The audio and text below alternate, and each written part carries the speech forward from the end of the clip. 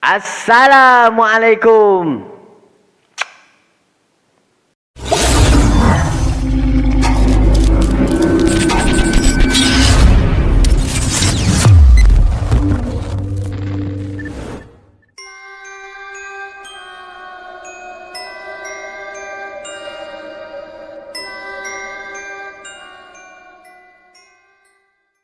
Sebelum tu aku nak bagi tahu siap-siap kalau ada kekurangan dalam audio, maaf sangat-sangat sebab hari ni aku tak jumpa mana mic aku yang selalu aku pakai. Okey, hari ni aku pakai earphone aku lah. Okey, sebelum tu jangan lupa untuk tekan button subscribe macam biasa, tekan button loceng tu notification, dan kepada orang yang baru jumpa channel Fahim Taylor, jangan lupa untuk subscribe channel ni. Dan insya-Allah kita akan berjaya untuk sampai ke 2k subscriber yang pertama aku juga. Okey, jangan lupa untuk subscribe aku. Okey, apa tunggu lagi? Jom kita ke segmen Kisah Seram Negeri. Ayuh, kita mulakan. Pada hari ini aku akan ceritakan dua kisah seram yang mana antara menjadi buah mulut orang pada ketika itu. Yang pertama aku akan ceritakan tentang misteri potret yang ada dalam bilik sel penjara tersebut. Dan cerita yang kedua aku akan ceritakan tentang bilik takhir yang mana terdapat misterinya yang tersendiri. Ayuh kita mulakan dalam segmen Bila Malam Menjelma.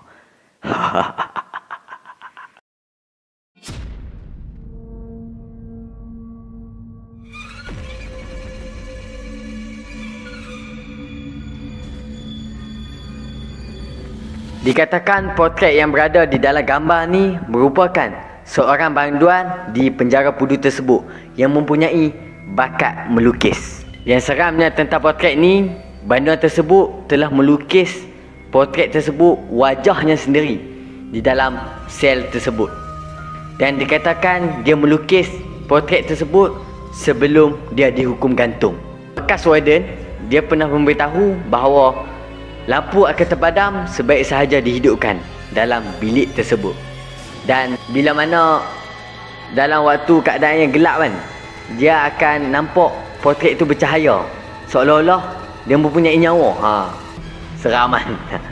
Dan satu lagi yang paling OP perhabis lah orang kata kan, potret ini akan menangis bila mana waktu tempoh seseorang banduan ni hampir dengan tali gantung. Seraman.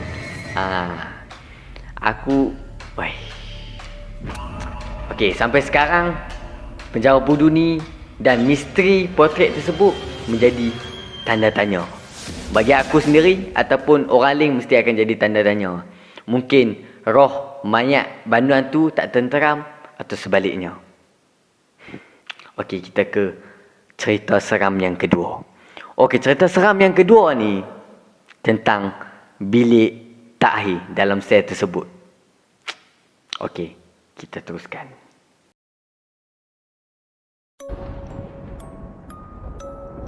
Diceritakan bahawa dalam penjara Pudu tersebut ada satu bilik yang dipanggil bilik takhir, yang mana dia akan menempatkan orang-orang yang akan dihukum gantung yang mempunyai jenayah yang berat.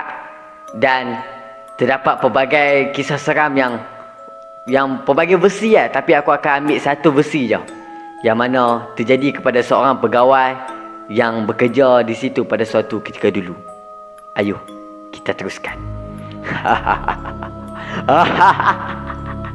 Kisah ini telah diceritakan oleh seorang pegawai yang pernah bertugas di penjara Pudu tersebut pada suatu ketika dulu. Dan dikatakan kisah ini bermula apabila ada seorang banduan takhir yang berada dalam bilik takhir tersebut yang akan dikenakan hukuman gantung pada keesokan harinya. Dan nak dijadikan cerita, kisah ini bermula apabila pegawai tersebut masuk ke kerja pada waktu malam macam biasa. Dia masuk shift malam, dia sembang apa semua dengan kawan-kawan sekerja dia. Dan tiba-tiba dia membuka catatan ataupun dia mendapat tugasan yang mana dia diberi tugasan untuk menghantar makanan untuk banduan takhir tersebut. Dia berasa pelik yang mana pada ketika itu siapa yang nak makanan dah tahu nak mati esok kan. Tapi banduan ni lain, dia ada selera dia yang lain macam. dia minta makanan yang agak mewah lah. Makanan apa? Kotiak pun. Okey, kita serius balik. Kita serius. Okey, pegawai tu pun pilah hantar makanan tu. Tapi untuk ke bilik tahir tu agak jauh.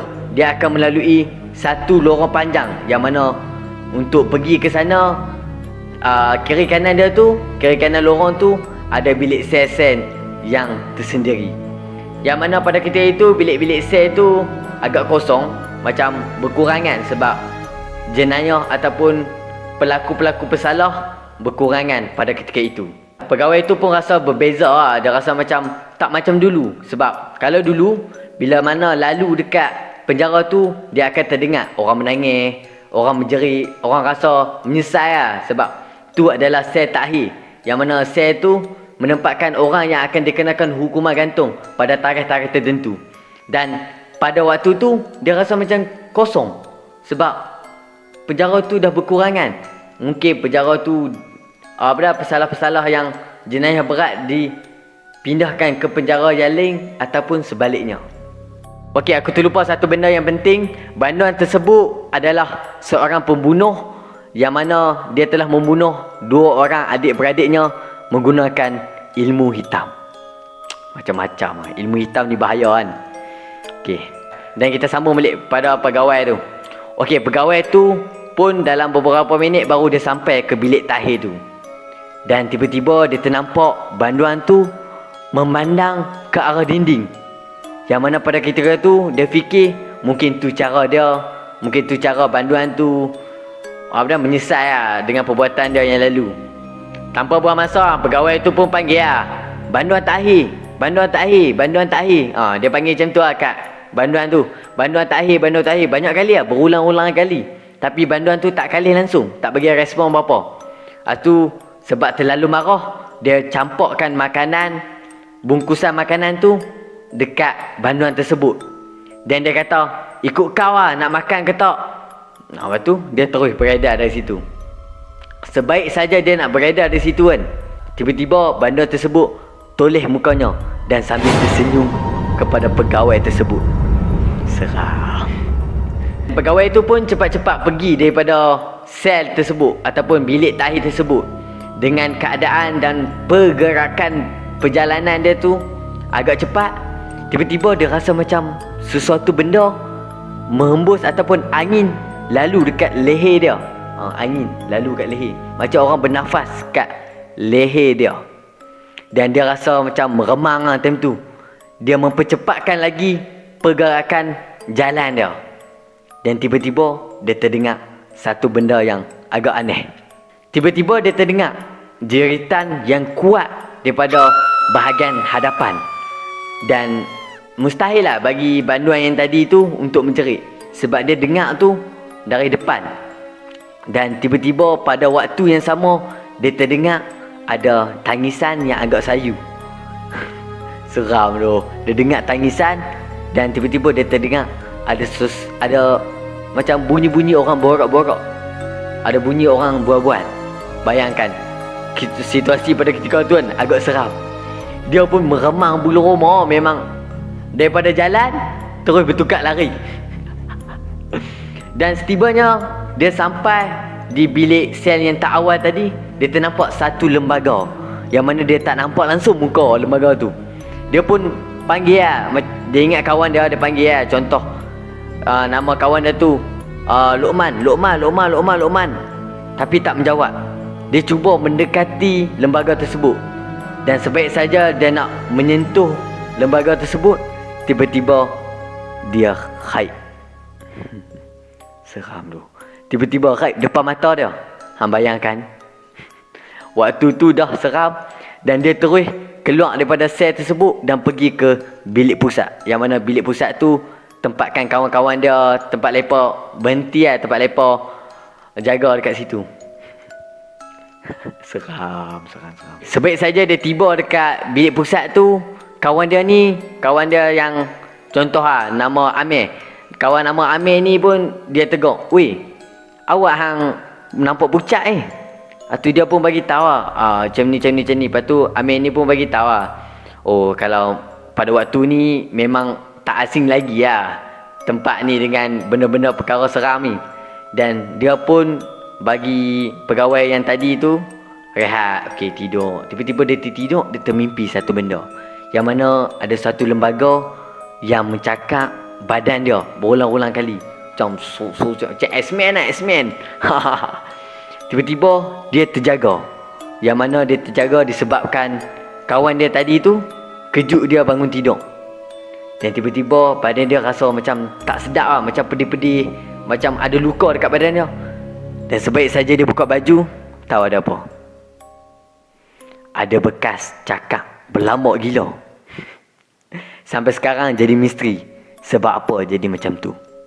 Sebab apa ada bekas cakap macam tu? Dikatakan oleh pegawai tersebut, ini adalah peristiwa yang paling seram ketika dia bertugas di penjara Pudu tersebut. Memang teruk lah. Tapi banyak sebenarnya cerita tentang bilik tahir tu. Tapi aku ambil satu cerita, satu versi yang agak menarik lah bagi aku sebenarnya.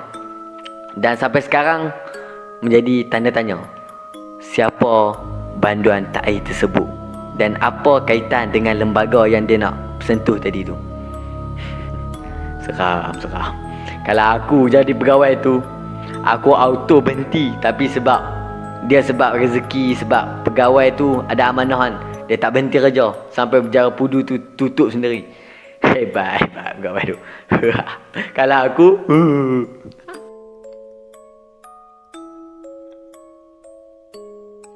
itu saja untuk video aku kali ni tentang penjara Pudu di Kuala Lumpur. Dan terdapat pelbagai lagi lah versi tentang cerita-cerita dekat penjara Pudu ni. Tapi aku ambil 2 lah, cukup lah. Dan 2 pun aku dah cukup takut lah. Okey, aku macam tertanya juga lah. Tapak penjara tu dah ditubuhkan satu pembangunan, tapi ada misteri selepas dia runtuhkan penjara tu. Ada kisah-kisah seram lagi lepas dia runtuhkan penjara tu? Menjadi persoalan dekat aku dengan kepada penonton pada ketika ini. Okey, itu saja untuk video aku kali ini. Jangan lupa untuk subscribe Fahim Taylor, dan jangan lupa untuk like, comment and share. Dan jangan lupa juga untuk tekan button notification dekat bawah ni, okey? Dan insya-Allah aku akan buat video-video yang lagi menarik tentang hantu-hantu di Malaysia ataupun tempat-tempat yang seram kat Malaysia. Okay, that's all for today. Next time, next video, bila malam menjemur, kasih satu kali. Assalamualaikum. Bye bye.